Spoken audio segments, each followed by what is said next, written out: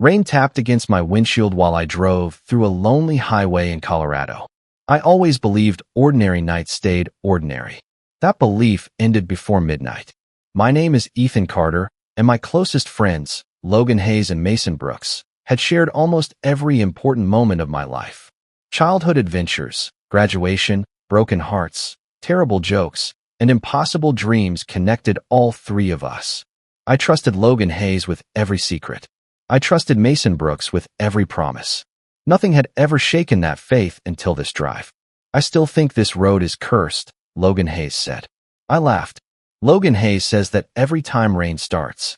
Mason Brooks grinned. Logan Hayes watches too many horror movies. I watch enough to know strangers never appear on empty highways, Logan Hayes replied. Relax, I said. Tonight is about music and bad coffee. Mason Brooks reached toward the radio. Then pick something better than sad songs. My playlist is perfect. Your playlist makes people cry. That sounds like a personal problem. Logan Hayes chuckled. Finally, something we all agree on. The easy laughter filled the car. Moments like that reminded me why our friendship had survived every challenge. Nobody judged mistakes. Nobody walked away after arguments. We always returned stronger. Mason Brooks looked outside. Did anybody else see movement? I only see trees, I answered. Logan Hayes leaned forward. Slow down. Why? I saw somebody. I pressed the brakes gently. There, Logan Hayes whispered. A young woman stood beside the road, soaked by rain. Long dark hair clung to a pale face. One small backpack rested near muddy boots. The lonely highway stretched behind the stranger without another car in sight. Mason Brooks frowned. Something feels wrong. Maybe the stranger needs help. Maybe somebody wants us to stop. I looked at the woman again. Fear filled those tired eyes. I can't leave anybody out here. Logan Hayes sighed. I knew you would say that. Mason Brooks folded both arms. Just stay careful. I parked beside the shoulder and lowered my window. Are you okay? I asked. The woman stepped closer. My car broke down miles back, the woman said softly. My phone died too. Where are you trying to go? Denver. We're heading that direction, I said. You can ride with us. The woman hesitated. Logan Hayes quietly said, Trust your instincts. I am, I answered. The woman opened the back door. Thank you, the woman whispered. My name is Ava Monroe. I'm Ethan Carter. Logan Hayes. Mason Brooks. Ava Monroe smiled gently. I promise I won't cause trouble. I never thought you would, I replied. Silence settled across the car again, yet something inside my chest felt strangely different. I could not explain the feeling.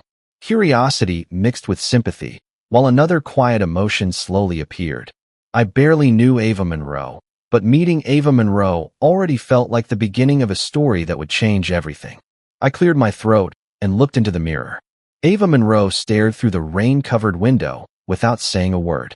The silence felt heavier than the storm outside. You look worried, I said. Ava Monroe forced a small smile. Today has been long. What happened? Mason Brooks asked. My car stopped working. After that, everything kept getting worse. Did somebody try to help? I asked. Ava Monroe shook my head. Several cars passed. Nobody stopped. Logan Hayes crossed both arms.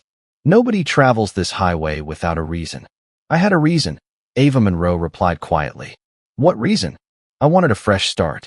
Nobody answered for several seconds. I understand that, I finally said. Sometimes leaving feels easier than staying. Ava Monroe looked at me. You really believe that? I believe everybody deserves another chance. Logan Hayes sighed. Ethan Carter always believes the best about people. Somebody has to. Mason Brooks laughed softly. That hope is probably why Ethan Carter picked up a stranger. I would do the same again. Ava Monroe lowered my eyes. Thank you. The words sounded simple, but the gratitude felt real. So, I asked, what do you do? I used to work at a bookstore. I love bookstores, I said. You actually read those books? I finished most of them. Logan Hayes laughed. Half the books stay open on Ethan Carter's coffee table for months. That is completely false.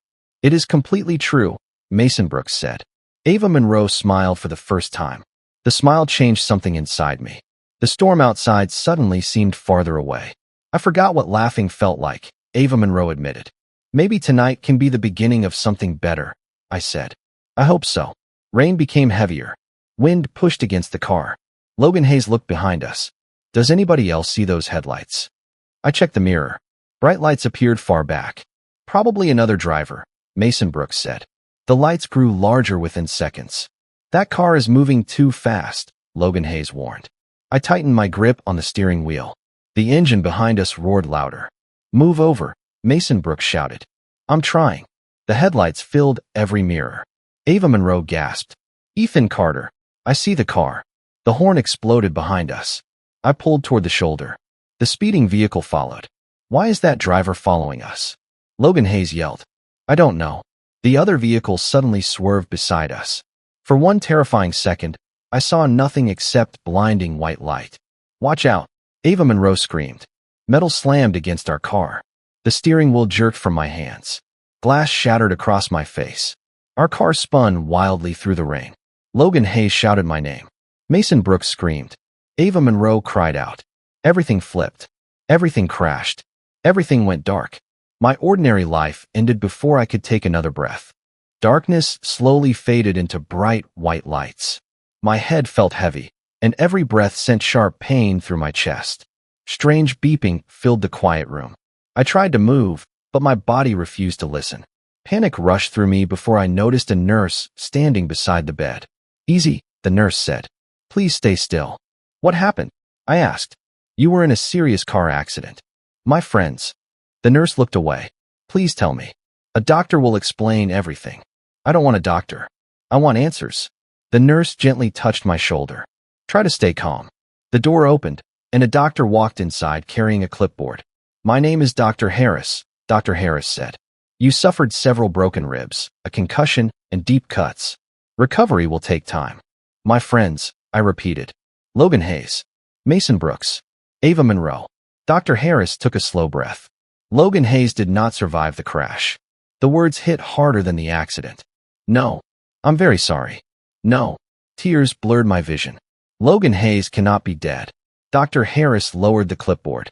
Emergency crews tried everything. I covered my face. This is my fault. No, Dr. Harris replied. The investigation is still ongoing. What about Mason Brooks? Mason Brooks survived. Relief lasted only a moment. Is Mason Brooks okay?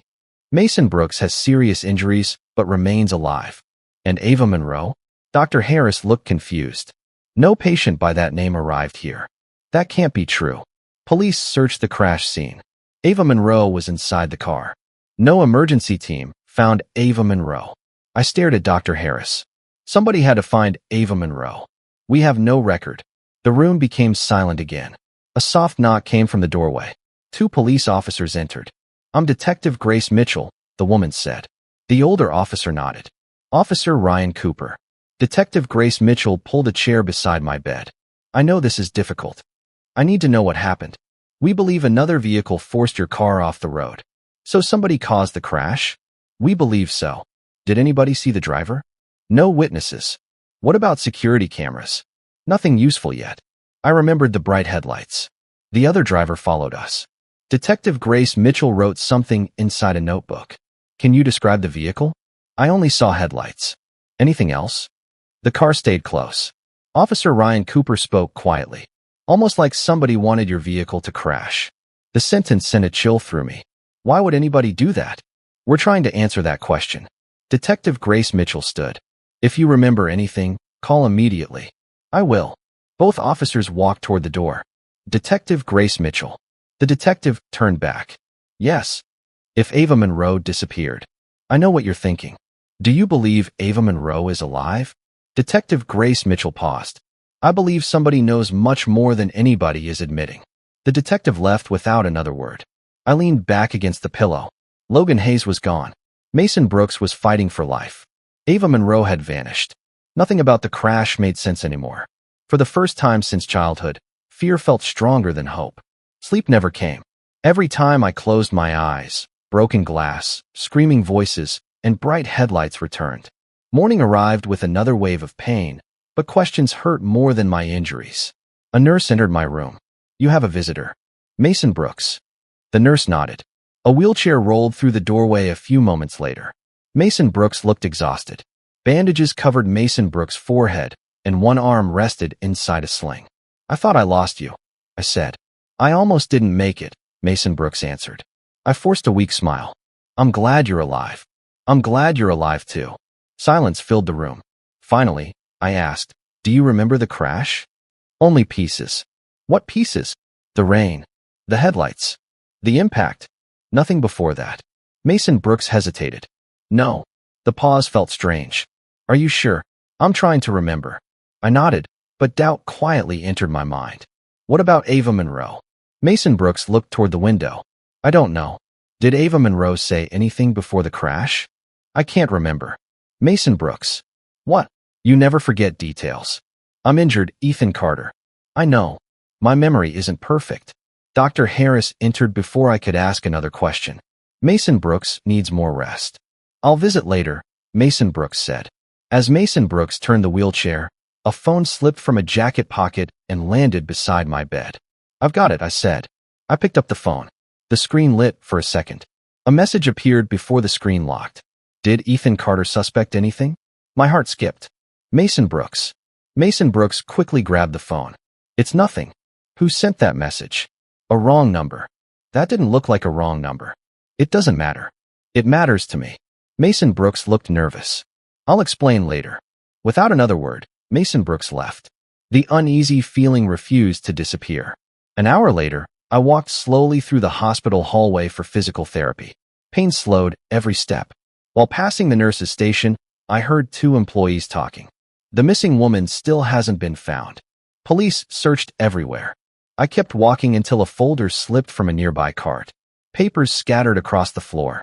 I'm sorry, I said. It's okay, a nurse replied. I bent carefully to help gather the papers. One document caught my attention. A visitor log. My eyes stopped on a familiar name. Ava Monroe. The visit happened 3 days before the crash. The patient listed beside the name made my blood run cold. Mason Brooks. I stared at the paper. That couldn't be possible. Mason Brooks told me Mason Brooks had never met Ava Monroe before the accident. The record showed something completely different. The nurse reached for the document. Thank you. I handed the papers back without saying a word. My hands shook as I returned to my room. Every conversation replayed inside my mind. The nervous answers. The hidden message. The visitor record. None of those moments felt like accidents anymore. I sat on the edge of the bed and stared through the window. Logan Hayes had trusted Mason Brooks. I had trusted Mason Brooks. Now that lifelong trust was beginning to crack. One terrible question refused to leave my thoughts. Had Mason Brooks known Ava Monroe long before that rainy night? 3 days after leaving the hospital, I stood outside the police station holding every question that refused to leave my mind. My ribs still hurt, but unanswered questions hurt much more. Logan Hayes deserved the truth. I refused to let the investigation end with easy excuses and missing evidence. A receptionist looked up. Can I help you? I need Detective Grace Mitchell. Please wait. A few minutes later, Detective Grace Mitchell stepped into the lobby. I wondered when you would come. I can't stop thinking about the crash. I expected that. I need honest answers. Detective Grace Mitchell nodded. Come with me. Inside a small office, Detective Grace Mitchell closed the door. You said somebody knows more than everybody admits. I did. Were you talking about Mason Brooks? I wasn't ready to answer that inside the hospital. I found a visitor record. Detective Grace Mitchell stayed silent. Ava Monroe visited Mason Brooks before the crash. I know. You knew? Yes. Why didn't anybody tell me? We couldn't confirm whether the record meant anything. It means Mason Brooks lied. It suggests Mason Brooks hid something. I leaned forward. What else are you hiding? Detective Grace Mitchell opened a thick case file. I'll show you. Several photographs covered the desk. One picture showed our wrecked car. Another showed long tire marks. Another showed shattered glass. Then Detective Grace Mitchell placed an empty evidence bag beside the photos. What is that? A missing phone. Whose phone? Ava Monroe's. You found the phone? Our team did. Then where is it? It disappeared. I stared at Detective Grace Mitchell. Disappeared? Somebody removed the phone before forensic testing. Who? We don't know. That's impossible. So is losing 3 important pieces of evidence. 3. The phone, the dashboard camera, and security footage from a nearby gas station. My stomach tightened. Somebody covered everything. That is exactly what worries me. I remembered something from the night of the crash. Mason Brooks kept checking a phone. Detective Grace Mitchell quickly wrote another note. Anything else? Mason Brooks became nervous whenever Ava Monroe spoke. Why didn't you mention that earlier? I didn't think it mattered. It matters now. Detective Grace Mitchell folded both hands. I've also checked financial records. What did you find? Mason Brooks received several large payments during the last 2 months. From who? The accounts were hidden. For what reason? We're still investigating. Nothing made sense anymore. The friendship I believed would last forever now looked completely different. I remembered small moments that had once seemed harmless. Mason Brooks stepping outside to answer private calls.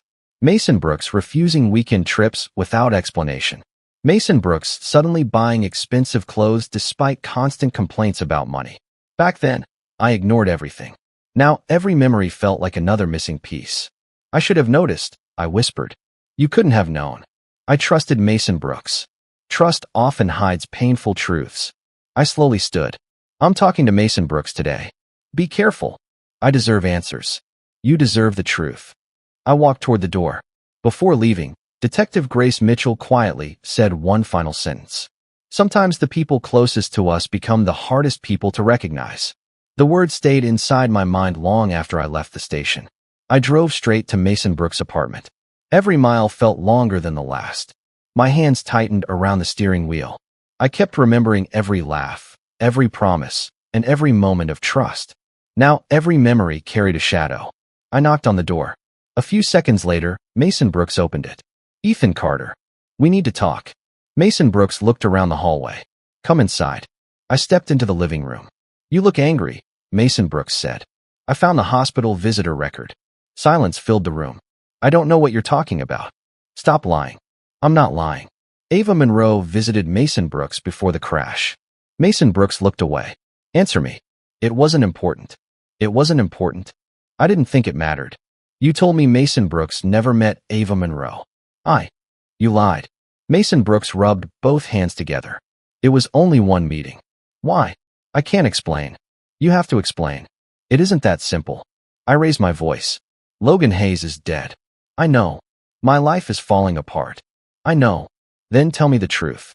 Mason Brooks took a deep breath. I met Ava Monroe by accident. Where? A coffee shop. When?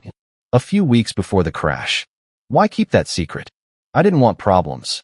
You created bigger problems. I never wanted anybody to get hurt. The answer made my heart pound faster. What does that mean? Nothing. No. I stepped closer. That sentence means something. Mason Brooks backed away. I can't talk about this. You can. I can't. Are you protecting somebody? Mason Brooks stayed silent. Who? I said I can't. The fear inside Mason Brooks' eyes looked real. For the first time since childhood, I felt like I was standing in front of a complete stranger. A phone suddenly vibrated inside my pocket.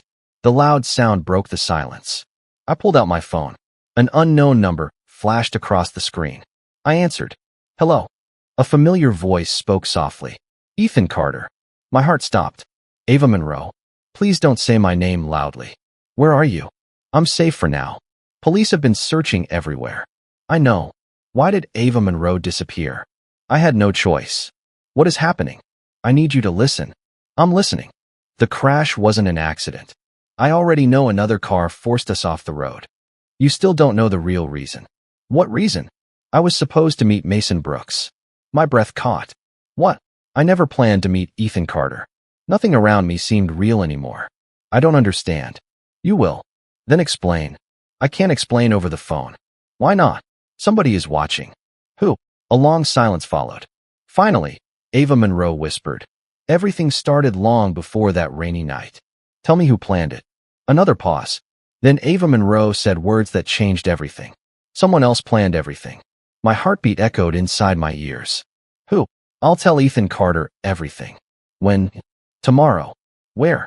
I'll send the location. The call ended. I slowly lowered my phone. Mason Brooks stared at me with fear covering every expression. Without saying another word, Mason Brooks quietly whispered, Please don't go. I looked directly into Mason Brooks' eyes. I have to know the truth. The message arrived just after sunrise. I stared at the address on my phone while my coffee turned cold. The location pointed to an abandoned cabin beside a quiet lake outside Denver. My hands shook as I picked up my car keys. Every answer I wanted waited inside that cabin. but every answer also carried the chance of destroying another piece of my life. The road felt endless. When I finally reached the cabin, broken windows reflected the gray morning sky. Tall trees surrounded the old building, and the lake remained perfectly still. The silence felt unnatural.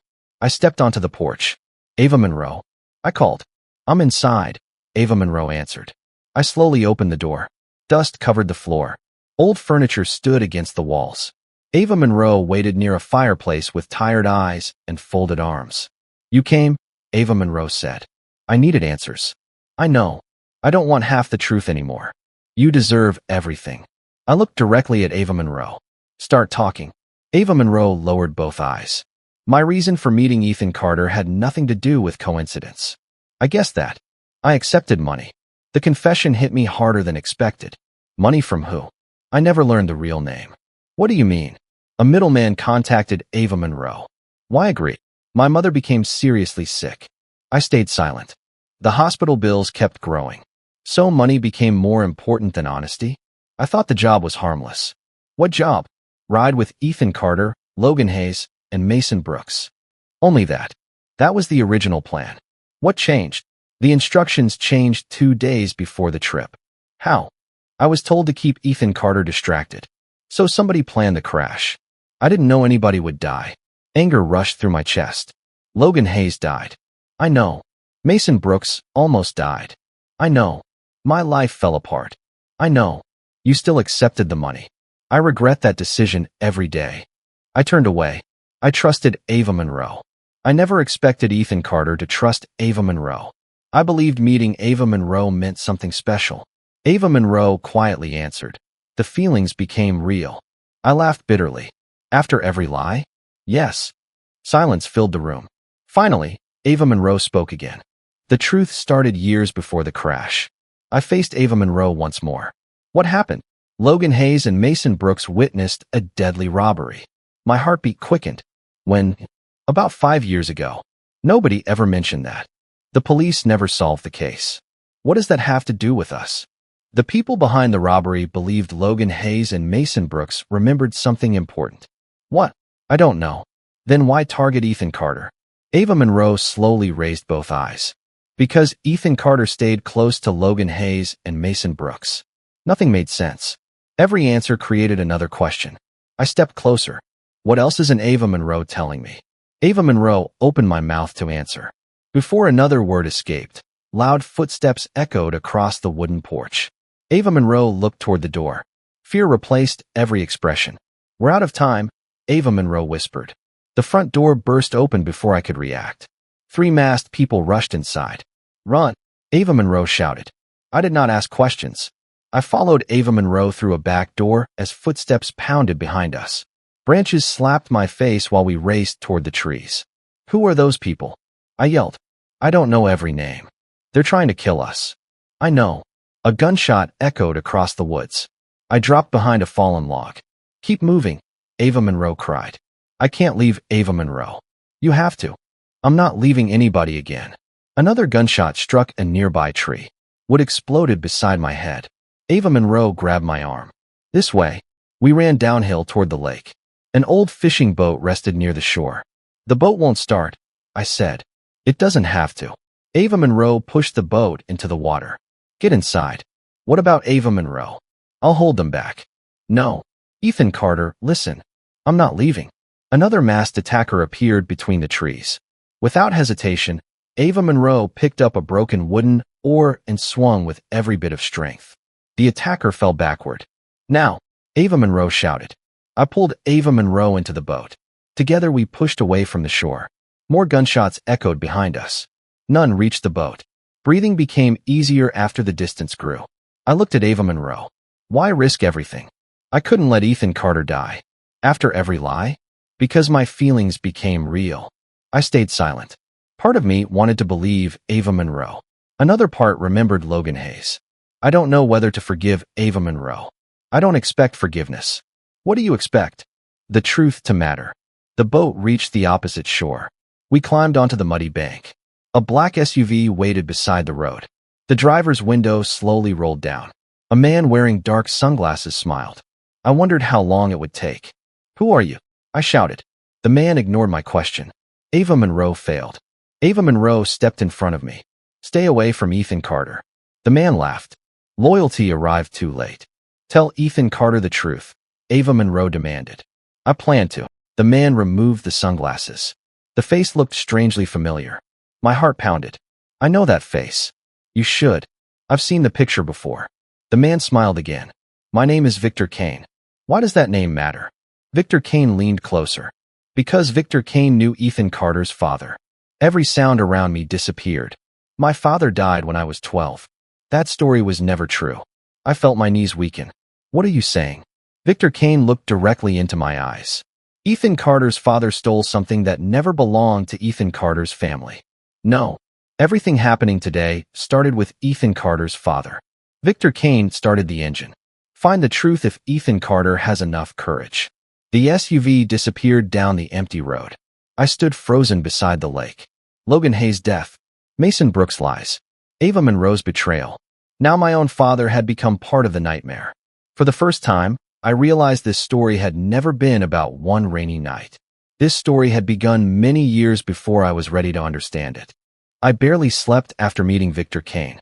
Every answer uncovered another painful secret. My father's name, Logan Hayes' death, Mason Brooks' lies, and Ava Monroe's confession all circled inside my mind. I refused to run anymore. If the truth destroyed everything I believed, I still wanted to hear every word.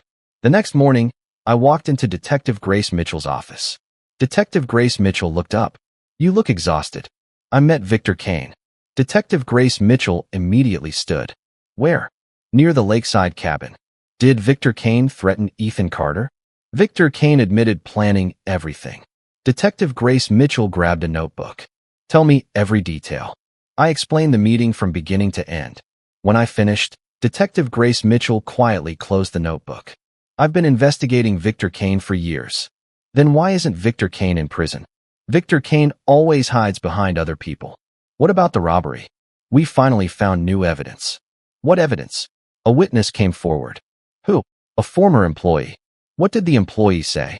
Victor Kane ordered several people to recover stolen documents. What documents?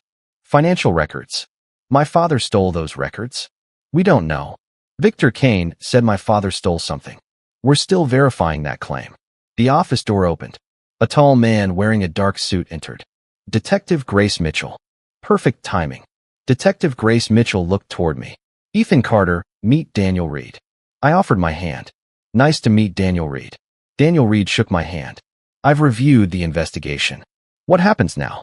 Victor Kane already started blaming Ethan Carter. What? False evidence appeared yesterday. I felt my stomach tighten. Victor Kane wants police believing Ethan Carter helped organize the robbery years ago. I was only 12. I know. Nobody will believe that. Some people already do. I dropped into a chair. This nightmare never ends. Daniel Reed sat across from me. My job is protecting Ethan Carter. Can Daniel Reed really help? I've handled powerful criminals before. I don't have much left. You still have the truth. Detective Grace Mitchell placed another folder on the desk. We also found bank records. I looked inside. Several transfers connected hidden accounts with Mason Brooks. The dates matched the weeks before the crash. Mason Brooks accepted money. Yes. For what? We believe Victor Kane paid Mason Brooks. No. I'm sorry. My chest tightened. Mason Brooks wouldn't betray Logan Hayes. The evidence says otherwise. I need to hear the truth from Mason Brooks. Detective Grace Mitchell nodded. So do I. An officer knocked on the open door. Mason Brooks just arrived. My heartbeat grew louder. Detective Grace Mitchell looked directly at me. This conversation will change everything. I slowly stood. For years, I believed friendship could survive anything. Now I wondered whether friendship had ever existed at all. I walked into the interview room with Detective Grace Mitchell and Daniel Reed beside me. Mason Brooks sat alone at the table. Dark circles surrounded Mason Brooks' eyes. The confident friend I had known since childhood looked completely broken. Mason Brooks looked at me. I'm sorry. I stayed standing. Sorry isn't enough. I know. Then tell me everything. Mason Brooks lowered both hands onto the table. Victor Kane found Mason Brooks months before the crash. Why? Victor Kane believed Logan Hayes remembered something from the robbery. What did Victor Kane want? Victor Kane wanted proof. What proof? The missing financial records. I never saw those records. I know. Then why involve Ethan Carter? Victor Kane believed Ethan Carter might unknowingly lead everybody to the truth. I stared across the table. So money changed everything. Mason Brooks slowly nodded. Victor Kane offered more money than Mason Brooks had ever seen. Enough to betray friends. I told myself nobody would get hurt. But Logan Hayes died. Tears filled Mason Brooks' eyes. I never planned that. You still accepted the money. I thought Ava Monroe would distract everybody while Victor Kane searched the car. The crash wasn't supposed to happen. No. What went wrong? The driver panicked. The driver forced our car off the road. I know. You helped create that moment. I did. Silence filled the room. Finally, Mason Brooks whispered, "Every day feels like punishment." The door opened. Ava Monroe entered with another police officer. Ava Monroe looked directly at me. "I came to testify." I slowly nodded. "Thank you." Ava Monroe faced Detective Grace Mitchell. Ava Monroe will tell the complete truth. Detective Grace Mitchell turned on a recorder. "Please begin." Ava Monroe described every meeting, every payment, and every order received from Victor Kane. No detail changed. No excuse appeared. Only truth remained. When the statement ended, Detective Grace Mitchell closed the file. "This testimony matches our evidence." Daniel Reed looked at me. Ethan Carter is no longer the primary suspect. Relief washed over me for the first time in weeks. Officer Ryan Cooper entered quickly. "Victor Kane has been arrested." Nobody spoke. Officer Ryan Cooper continued. "Several hidden documents were recovered this morning." Detective Grace Mitchell smiled. "That completes the case." Daniel Reed stood. "The prosecution finally has everything needed." I looked at Mason Brooks. "I don't know whether forgiveness will ever come. I understand. I'll always remember Logan Hayes. So will Mason Brooks." Ava Monroe quietly added. "So will Ava Monroe." Detective Grace Mitchell gathered every folder. "The court hearing begins tomorrow." I took a deep breath. For the first time since the crash, I felt stronger than fear. Lies had controlled every step of my life. Truth had finally started fighting back. Together we walked out of the interview room. Police officers escorted Victor Kane through the hallway in handcuffs. Victor Kane looked directly at me and smiled with cold confidence. "This isn't over." I calmly answered, "It already is." Victor Kane laughed once before disappearing through another door. I watched the hallway grow quiet again. Every secret had finally reached the light. Every betrayal carried consequences. Every confession pushed justice one step closer. Tomorrow, every person connected to Logan Hayes' death would stand before the law, and nothing would remain hidden anymore. The courtroom felt quieter than I expected. Sunlight entered through the tall windows, but the room carried no warmth. Every face reminded me of the long journey from that rainy highway to this final day. I slowly walked toward my seat while Daniel Reed quietly nodded beside me. "Ready?" Daniel Reed asked. "As ready as Ethan Carter can be. You don't have to face this alone." "I know." Across the room, Victor Kane entered wearing handcuffs. For the first time, Victor Kane looked nervous instead of confident. Ava Monroe quietly took a seat near the witness stand. Mason Brooks avoided looking at me. The judge entered. "Everybody may be seated." Silence filled the courtroom. The prosecutor stood. "Today, every hidden lie will finally become public." Daniel Reed leaned toward me. "This is the moment." I nodded. The first witness stepped forward. Detective Grace Mitchell. The prosecutor began. "Detective Grace Mitchell, please explain the investigation." Detective Grace Mitchell calmly described the missing evidence, the hidden bank transfers, the stolen financial records, and Victor Kane's criminal network. Every answer matched everything I had learned. The prosecutor displayed photographs from the crash. My chest tightened. I remembered Logan Hayes laughing only minutes before everything changed. The prosecutor continued. "Did Victor Kane attempt to destroy evidence?" "Yes." "Did Victor Kane pay other people to remain silent?" "Yes." "Did Victor Kane organize the plan leading to the crash?" "Yes." Victor Kane suddenly stood. "Those statements are lies." The judge looked directly at Victor Kane. "Sit down." Victor Kane slowly returned to the chair. The next witness entered. Ava Monroe. Ava Monroe looked frightened but determined. The prosecutor spoke gently. "Why did Ava Monroe accept the money?" "My mother needed medical treatment." "Did Ava Monroe know somebody would die?" "No." What happened after meeting Ethan Carter? My feelings changed. The courtroom became silent. I wanted to tell Ethan Carter everything. Why didn't Ava Monroe? Fear. Fear of who? Victor Kane. The prosecutor nodded. Did Victor Kane threaten Ava Monroe? Many times. Daniel Reed quietly whispered. The truth is becoming impossible to deny. I watched Ava Monroe wipe away tears. The prosecutor finished the questions. The judge thanked Ava Monroe. Next came the hardest moment. Mason Brooks. My heartbeat became louder. Mason Brooks slowly walked toward the witness stand. Every step looked heavy. The prosecutor asked one simple question. Does Mason Brooks accept responsibility? Mason Brooks closed both eyes. Yes. The courtroom remained completely silent. I betrayed lifelong friends. I accepted money. I believed greed would never destroy everything. Tears rolled down Mason Brooks' face. I was wrong. I will regret Logan Hayes' death forever. I looked down. Anger still lived inside me. Pain still remained. But something else quietly appeared. Understanding. Not forgiveness. Not yet. Only the painful realization that one terrible decision had destroyed every life connected to that rainy night.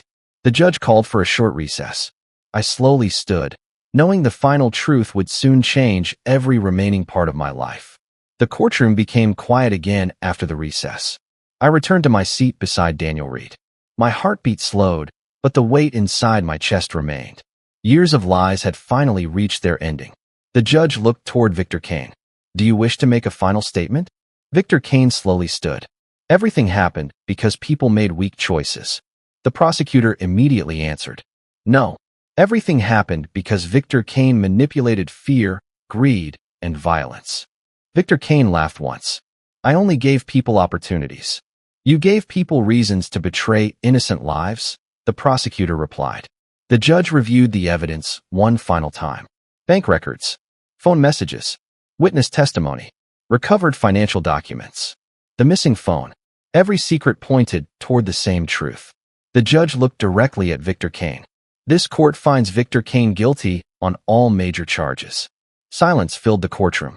Victor Kane lowered both eyes for the first time. Police officers stepped forward and placed handcuffs around Victor Kane's wrists again. Victor Kane looked at me. You think this changes anything? I calmly answered. It changes everything.